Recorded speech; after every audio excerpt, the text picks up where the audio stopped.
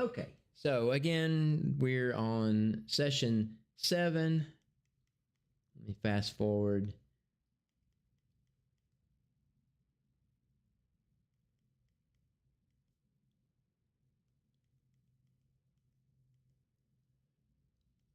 My little brother learned that you had done this, and he said, "Oh, there's a simple version of your dissertation. I might read that." If you want your notes, Chris, you got ask for your notes on this. That's awesome. Sure. I told him you can watch your videos. I think You probably wouldn't want to watch it, but I can certainly. I thought if you wanted, I might take this and I'll. There's some teachers notes and that kind of thing, but I could probably streamline it and then maybe you could take it and convert it, or did I already do that for your students? I forget. you did Paley's. Yeah. Well, I was going to do this one since I've got it, scanned in now. If you wanted to do that, you need to. Wait a minute, your teacher's notes. That's not what you read in class, is it? Because that's helpful too. The teacher's notes. Yeah. There's some stuff. It's kind of it kind of breaks up the flow, but certainly I mean I can put all of that stuff out there. We probably need to make a website or something that's just got all this stuff out there. I mean we've got our website. We can just make a section. I think I started putting that stuff out there. You didn't have Paley up there. Yeah, I still have Haley up there. So. Oh, incidentally, one thing. Mm-hmm. Where do we find the archive videos on our web? Are they still on our website? Mm-hmm. They're not publicly available, right?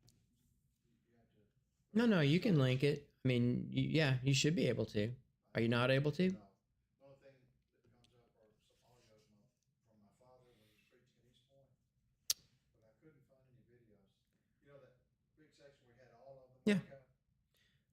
So, I thought you had to put a slash mark and then type in something manually, and I can't remember what it was. let's see. So there's study materials. I had to redo the website because I had to do away with the old web server. It kept getting out of date and it was prone to being. We didn't have any kind of breaches, but that particular platform kept having breaches. So it may just be that I don't have it linked, but we used to have it where you could see all of our. I hope this one's getting too big for his breeches. So yeah, we'll have to figure that out. It may just be something I didn't get copied over, but yeah, we used to have a link, so we could certainly put up links to all the old. But I mean, they're on the YouTube, so that's another. You can search for. Just one last question for Mm-hmm. anymore. The audios that are on our server, Mm-hmm. they're done through the same audio card and everything off the computer. So any problems on YouTube will be on that as well, right? Yeah, the clicking. Yeah, I went and I looked at that particular lesson from a couple of weeks ago because I thought, well, maybe, but no, it was on there too. So the one that you did this week seemed okay. I don't know if you had noticed. Okay, so whatever that was, hopefully it's gone. But yeah, no, it's the quality might be a little better in terms of video, just because it's recording the whole at full speed, and we can only upload so fast to YouTube. But the audio, if there's some kind of problem, it's the same audio source coming in. So, all right. So this is the final lesson. So, history or metaphor, the final verdict, the 6 scholars revisited and what it means for us. So this is basically a recap of everything we've looked at, a few extra notes tacked on, just basically a summation. So we began this series 6 sessions ago with a question. Did Matthew intend his resurrection narrative to be read as literal historical description, or metaphorically. So we might take a moment and think back about some of the things that we've talked about, some of the key pieces of evidence that Dr. Gray assembled for us. I think the main thing is the actual meaning of the word egeiro, its usage consistently as a bodily resurrection, the predictions that were made about Jesus' resurrection.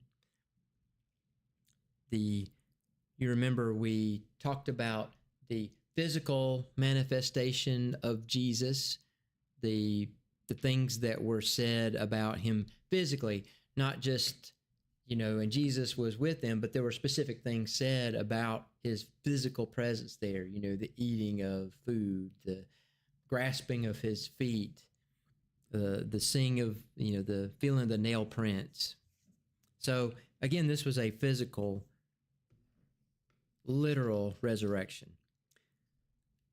All of those pieces of evidence are part of a single unified argument that Dr. Gray built across his doctoral dissertation, Patient, Careful, Inductive Scholarship. So tonight we're going to look at that argument as a whole, consider what it says about each of the scholars that we talked about in session 1, address the deeper questions of literary genre, and then turn to what all of this means personally. So let's talk about the two conclusions, lexical and hermeneutical. Dr. Gray states his conclusions in two categories, which he calls the lexical conclusion and the hermeneutical conclusion. So let's state these plainly and clearly. The lexical conclusion, Matthew's vocabulary of resurrection, traced carefully across every relevant passage in the gospel, points consistently to the physical bodily revivification of the dead. The word egeiro, to raise, is used throughout Matthew in its literal sense. There's no passage in which Matthew uses resurrection language figuratively. When he applies that vocabulary to Jesus in chapter 28, the default and only supported interpretation is a bodily resurrection. A corpse that was dead is alive again in a real and transformed body. The hermeneutical conclusion, there is no compelling literary reason to read Matthew's resurrection and appearance narratives as metaphor, as parable, midrash, or myth. Do you pronounce that midrash? What does that mean exactly, midrash? It depends on who you ask. It was basically just application and expansion and explanation of what the text meant in the Old Testament. When a Jewish rabbi would read a passage and then say, now this means, like we do today in Bible class, but it has come to stand among the far left, it has come to mean pious fiction. In other words, midrash is like they would embellish these stories and they'd give all these like preacher's illustrations, which you never expect them to be true. They just illustrations got out of a book, and so they said that's all it is, midrash. And so they try to even argue something like the resurrection of Jesus, which is it was fiction, but it was for a good cause. The reason they didn't mean to deceive to hurt.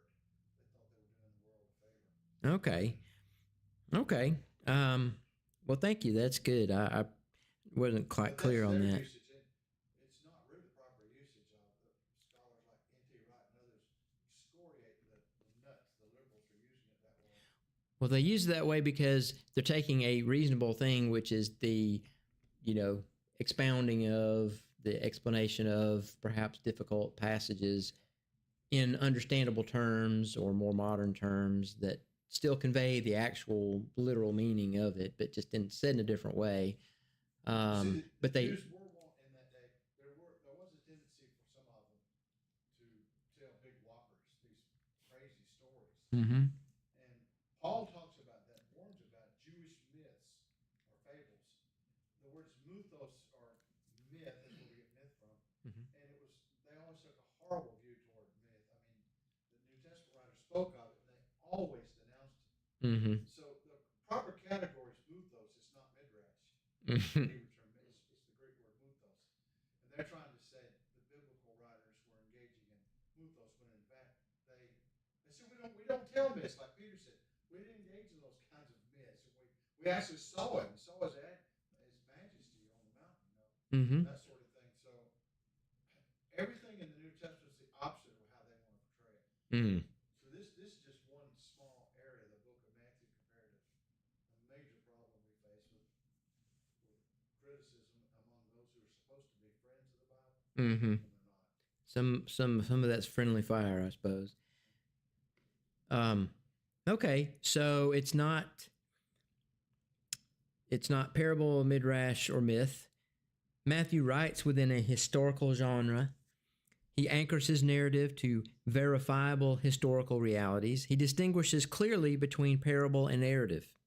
His account of the resurrection carries no signals, no authorial qualifications, no parabolic markers, no hints of figurative intent that would invite a non literal reading. The only reason to read it otherwise are philosophical, that is, a prior commitment against the possibility of miracles with a preconceived notion, or theologically, a desire to preserve some version of Christian faith while rejecting the bodily resurrection. And those are not literary reasons. So, Dr. Gray's final sentence: Matthew intended to report a literal physical resurrection of Jesus from the dead. All right, so those are our two conclusions. So, let's talk about what kind of writing Matthew is doing. The deepest objection to Dr. Gray's argument: someone could accept everything about Egeiro, the bodily resurrection, that word, and still ask, what if Matthew was writing a kind of theological fiction? What if the resurrection narrative is a carefully crafted story, a mega parable, as Crossan, that's the name, no relation to the Bible. Isn't that a Bible version or something? Or maybe that's Cross. I don't know. Never mind. Forget I said it. Designed to convey spiritual truth through the vehicle of fiction without claiming anything literally happened. This is the argument from literary genre, and Dr. Gray addresses it directly in chapter 4 of his research. So let's talk about the Gospels as Greco-Roman biography. The current scholarly consensus, including work by N.T. Wright and the detailed comparative study by Richard Burridge, is that the Gospels belong to the genre of Greco-Roman biography. This is not a fringe position. Burridge's work has become widely accepted across the theological spectrum, and the key feature of this genre is its default mode. It intends to describe what actually happened.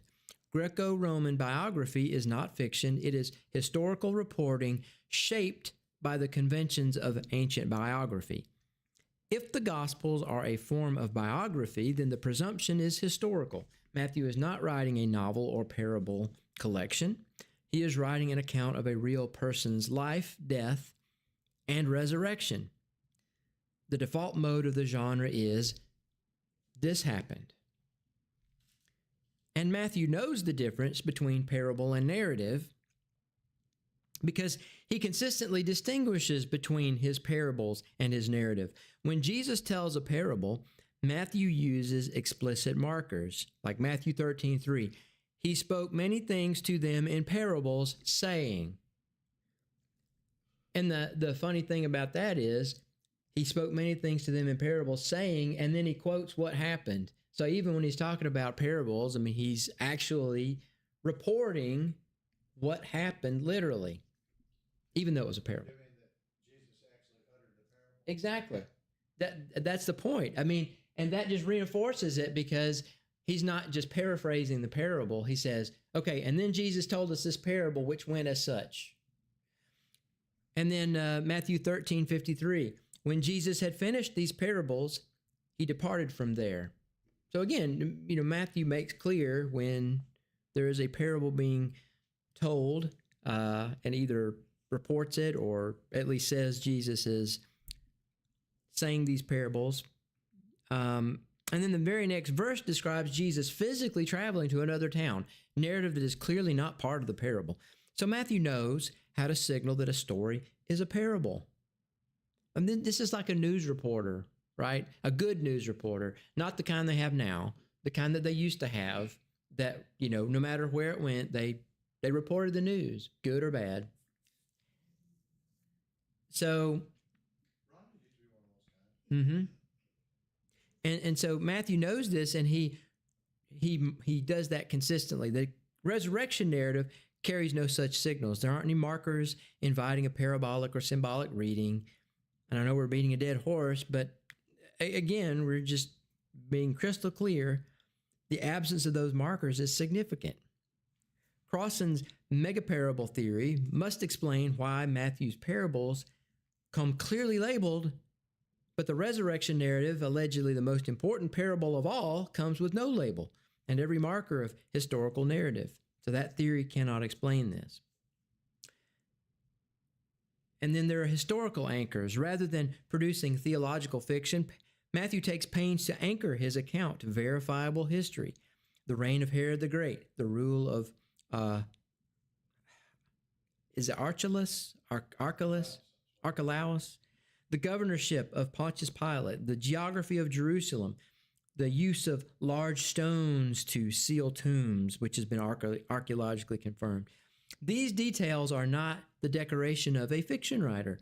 They're the marks of a historian saying, this is where it happened, this is when it happened, among these historically real people.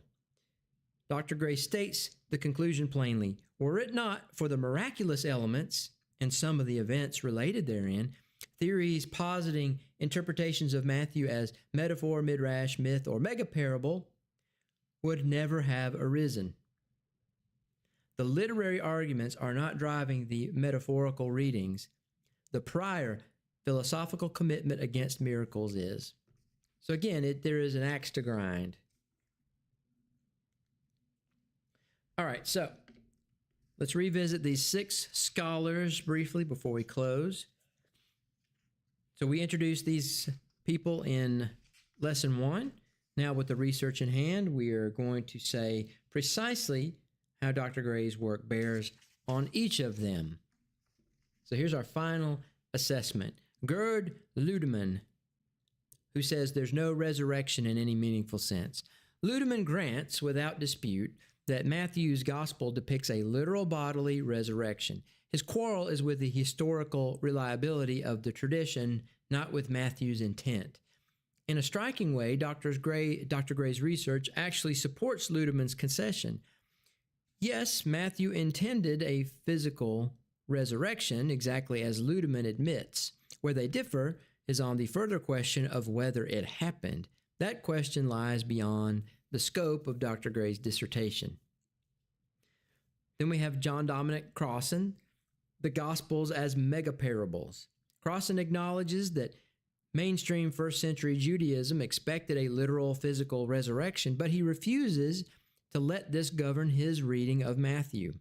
Dr. Gray's response, this is inconsistent. If Matthew's vocabulary is drawn directly from a world where resurrection meant bodies, and if he uses that vocabulary throughout his gospel in that physical sense, then there's no literary basis for reading chapter 28 differently.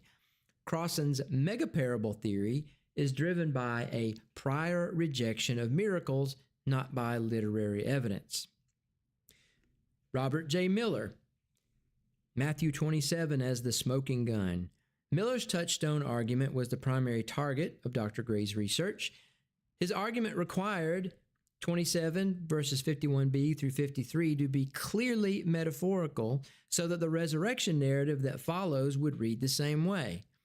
Dr. Gray dismantled this.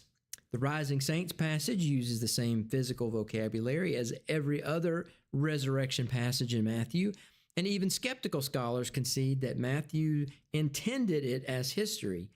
The touchstone points toward historical intent, not metaphorical intent. Miller's argument fails at its first premise. Marcus Borg, what the camera cannot capture. Borg argues that whether the resurrection could have been filmed is irrelevant. What matters is its ongoing religious meaning. Dr. Gray's response: for Matthew, it was very relevant. The empty place, the grasped feet, the specific geography, the audible speech. Matthew's account is precisely a claim about what a camera could, in principle, have captured. Matthew's gospel is not a spiritual reflection on religious experience, it is a claim about historical events. Borg's framework is simply incompatible with the kind of writing that Matthew is doing. Dale Allison, Honest Uncertainty. Allison already agrees with Dr. Gray that Matthew intended a literal physical resurrection. His uncertainty is about whether it happened, not whether Matthew meant it or not. Allison's more cautious conclusion that the synoptic writers thought they were reconfiguring memories of Jesus, not inventing theological tales, actually aligns closely with Dr. Gray's position, even if Allison stops short of full confidence in the historicity. For Dr. Gray's purposes, Allison's partial concession is more helpful than Miller's full challenge. And then finally, N.T. Wright, The Case for a Bodily Resurrection. Wright's conclusions align most closely with Dr. Gray's. Both argue that the Jewish background vocabulary establishes that resurrection in Matthew's context meant bodily resurrection, and both argue that the New Testament writers intended to describe a literal historical event. Dr. Gray notes one difference in emphasis. He places more weight than Wright on Matthew's teachings about heaven as a final bodily state, which further confirmed the physical framework of Matthew's resurrection theology. So what this means, getting close to the end here, the personal question. So we've spent 6 sessions examining a scholarly argument. Now we come to the question that every scholarly argument eventually forces us to face. What does this mean for me? Dr. Gray's research doesn't answer the question of whether the resurrection of Jesus actually happened. That's just not the focus of this document. That's a historical question, and while the evidence for the resurrection is, in Dr. Gray's view, strong, it's a separate question. But what his research does is this: it closes off the escape route of saying, Matthew didn't really mean it literally. He did mean it literally. The question is now squarely in front of us. And so here's the question that we might want to ponder. If Matthew did intend to describe a literal, physical, bodily resurrection, and of course we've very clearly established that over these lessons, what does that mean for us personally? What does that mean for anyone, really?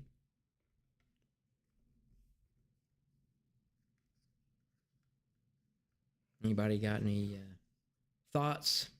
I'll stop for a moment. If Matthew does intend to describe a literal, physical, bodily resurrection, what does that mean for us? Strangely, people like William Lane Craig would not rely much upon Matthew for the historical source about what Jesus did and said, from which we make the arguments and set forth the premises for the appearances and the empty tomb, and the resurrection. He would generally go to Mark, as most scholars would today. Not all, but most. There are a number of dissenters, but most have adopted the view that Mark was the first written of all the Gospels. So, and it's a really convoluted, long discussion. It's not profitable to get in. There are so many points and counterpoints. It's just really bewildering. But the bottom line is this: Mark wrote first, and then Matthew and Luke both utilize Mark. They both, and it's underlying their entire text. Basically, Mark's the skeleton of their work. So Matthew thought, hey, Mark, you did a good job with that. Yeah, I remember it that way too. If they even think Matthew's actual author, which of course I do, and they would say, he would go on and say, let me also show you what some more kind of like midrash. Let me expand upon the meaning. And Luke, they would argue, did the same thing. And they also had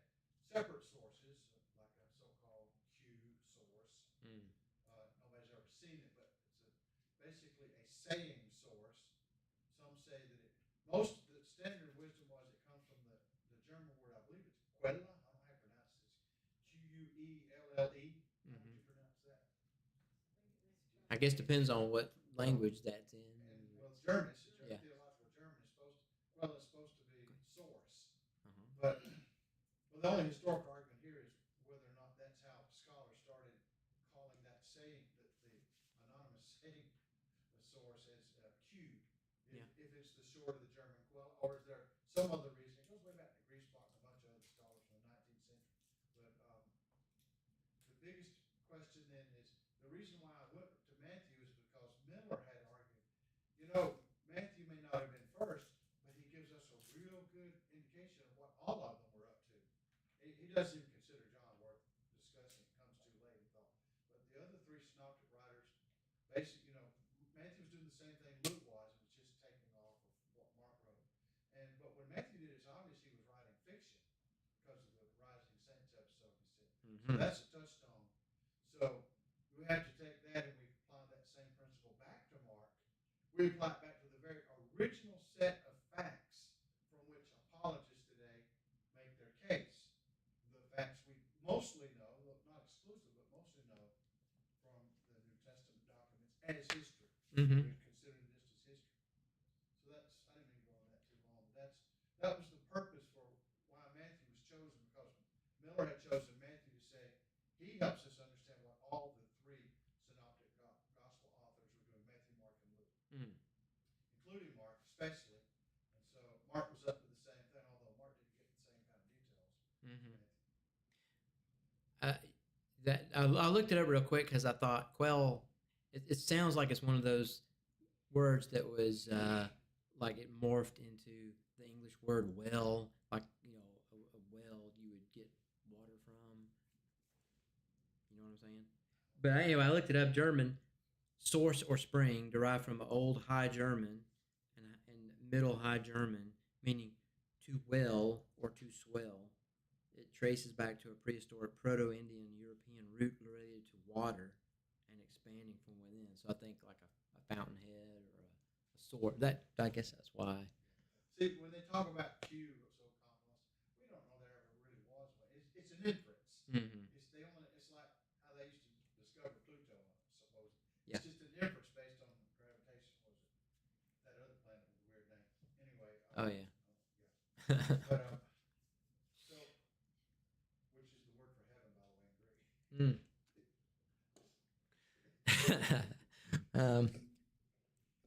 Well, deep subject. So the question, again. I'm sorry. No. What does it mean? Well, Yeah. It all depends on if I only established that Matthew intended to write literally, but that we haven't yet established historicity, at least within our arguments. But it doesn't mean anything yet. It doesn't mean anything. I think the fact that, to me, it helped to reestablish or to refine, because I've had, decades and decades and decades of, Hollywood and representing, angels flapping their wings in heaven, again, the Three Stooges.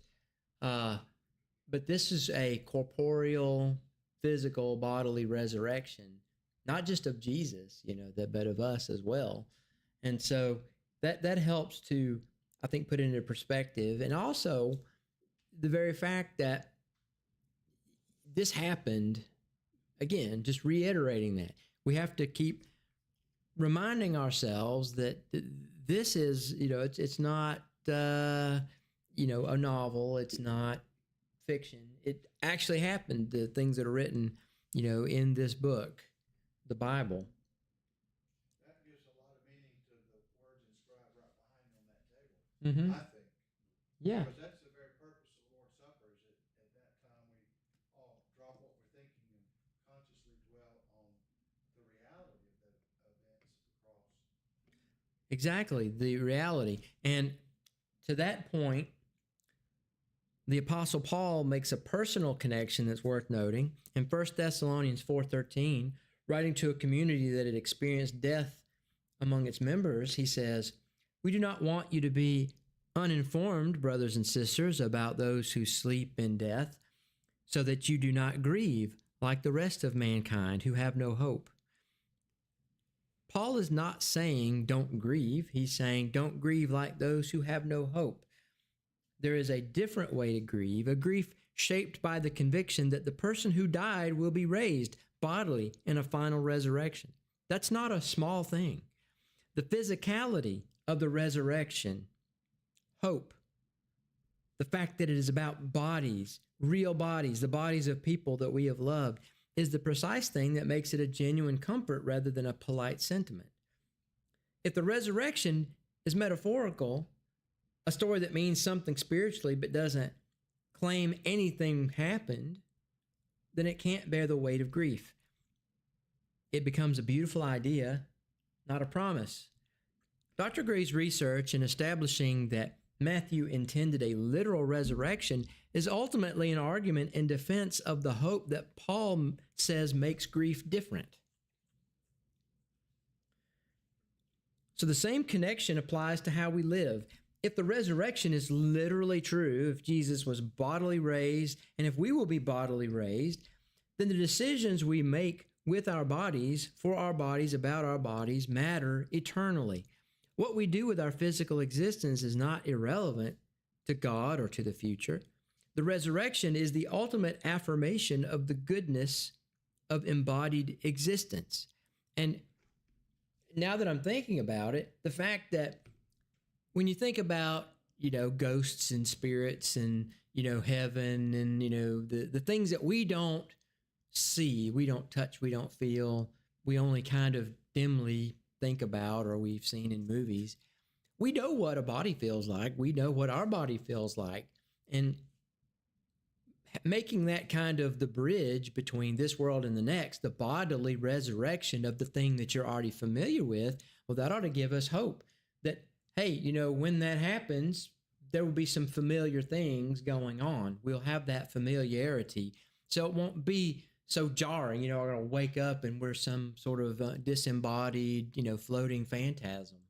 We're not some weird, we're not a plant, not, unless you're Hindu, I guess, you need to be a mosquito or something. Anyway, sorry. But there will be that comfort, right? Won't that be a comfort in a way to have that bodily resurrection? And then from there, then we'll see what happens, exactly what transpires after that. But C.S. Lewis once wrote about the error of thinking that Christianity is primarily about spiritual experience and the soul, while the body is just a vehicle. The Christian hope, he said, is about the full person, body and soul, perfected and raised in a new creation. Dr. Gray's research on Matthew is, at its deepest level, an argument in defense of that fully embodied hope. No pun intended.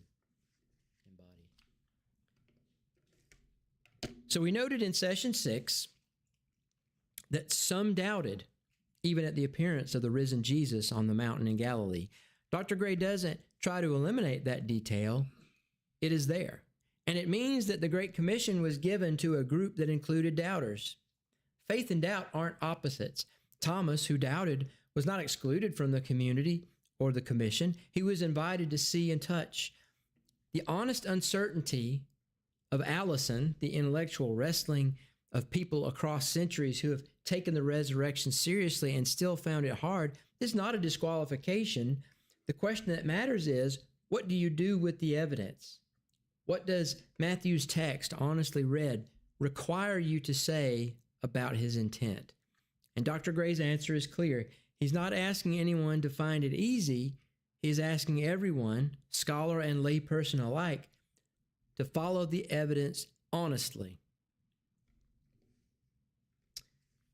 All right, so we'll conclude with this section, part 5.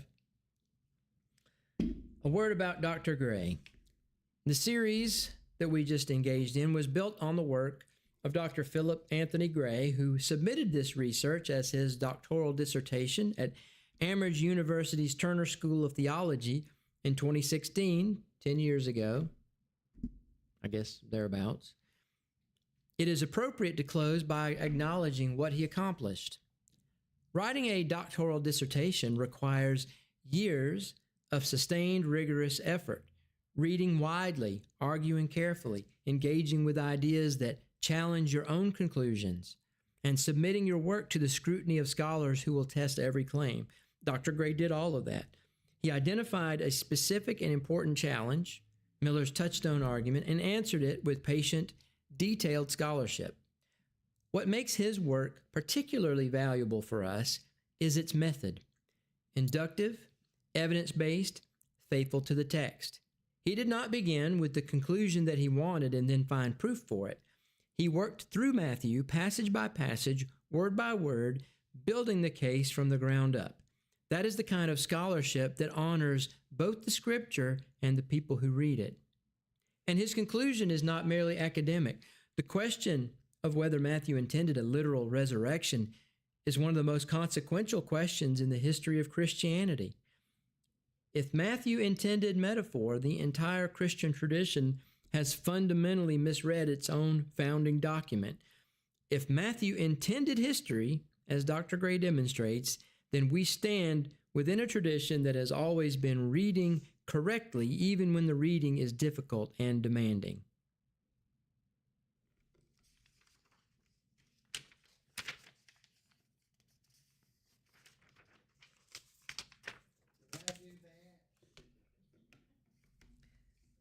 So, we appreciate that. So we appreciate all the work that he went to in doing that. And again, the intent of this is just to try and increase the